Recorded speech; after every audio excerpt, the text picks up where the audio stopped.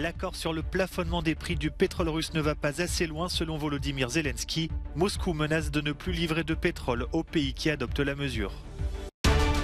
Le ministre russe de la Défense à Minsk pour s'entretenir avec le président bélarusse au sujet de la guerre en Ukraine. Pas de signe de désamorçage du conflit.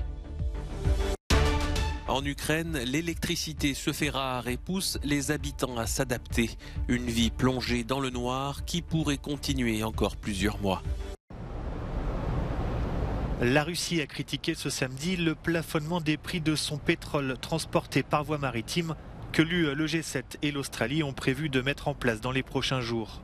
Moscou a prévenu qu'il ne livrerait plus de pétrole au pays qui adopte cette mesure.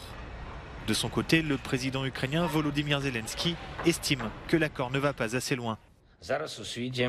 Malheureusement, les discussions sur le plafonnement des prix du pétrole russe exporté ont abouti à une décision qui n'est pas sérieuse, a-t-il déclaré. Il n'est pas sérieux de fixer une telle limite pour les prix du pétrole russe, car cela reste tout à fait confortable pour le budget de cet État terroriste, a-t-il ajouté. Le porte-parole du Kremlin, Dmitri Peskov, a quant à lui affirmé que la Russie s'était préparée en amont pour un tel plafond. Selon le Financial Times, Moscou aurait acheté des navires iraniens et vénézuéliens pour contourner la sanction. Le ministre russe de la Défense, Sergueï Shoïgu, et le président bélarusse, Alexandre Loukachenko, se sont rencontrés à Minsk ce samedi pour faire un point sur la guerre en Ukraine. Depuis le début de l'invasion, le Bélarus, allié de Moscou, sert de base arrière à l'armée russe. Selon Alexandre Loukachenko, des pourparlers de paix ne sont actuellement pas envisageables, car Kiev refuse de négocier. Sur le terrain, pas de signe de désamorçage du conflit. La Russie continue de déplacer des troupes vers la ligne de front. Sur ces images du ministère russe de la Défense, des conscrits partent s'entraîner. Les frappes visant des infrastructures civiles se poursuivent dans plusieurs villes ukrainiennes, comme ici, à Kramatorsk, dans l'est du pays. À quelques kilomètres, l'hôpital de Bakhmout est débordé. Les combats font chaque jour de nombreux morts et blessés parmi les soldats. Des centres commerciaux plongés dans le noir, sans électricité. Ce n'est pas ce qui empêche les Ukrainiens de se déplacer pour faire des courses, comme dans cette galerie marchande à Lviv. Les bombardements russes endommagent le réseau énergétique du pays, si bien que les coupures de courant sont quasi incessantes. Mais les Ukrainiens s'adaptent. Ils continuent même à fréquenter les bars.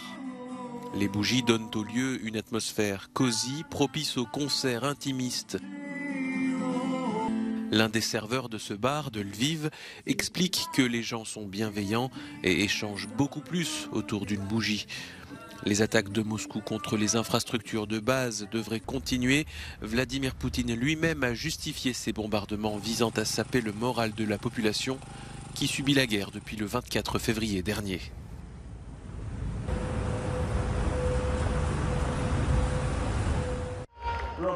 Je me sens fort et plein d'espoir. Pelé, la légende du football brésilien, donne des nouvelles sur son état de santé. À 82 ans, le triple champion du monde est hospitalisé depuis mardi pour une infection respiratoire alors qu'il poursuit son traitement contre un cancer du côlon. Le roi Pelé, c'est son surnom, a publié sur Instagram un rapport médical décrivant son état comme étant stable. Des rumeurs faisant état d'une dégradation de sa santé circulaient depuis quelques jours. Plusieurs joueurs de football qui jouent actuellement le mondial au Qatar lui ont rendu hommage. La ville de Bethléem en Cisjordanie a marqué ce samedi le début des célébrations religieuses de Noël. Des milliers de personnes s'étaient réunies place de la Mangeoire, lieu de naissance de Jésus selon les chrétiens, pour voir l'arbre de Noël s'illuminer. Le traditionnel arbre de Noël du Vatican a également été allumé samedi soir, à l'issue d'une cérémonie au cours de laquelle une crèche monumentale en bois a été dévoilée. L'arbre illuminera la place Saint-Pierre jusqu'au 8 janvier, date à laquelle les célébrations religieuses de Noël prendront fin.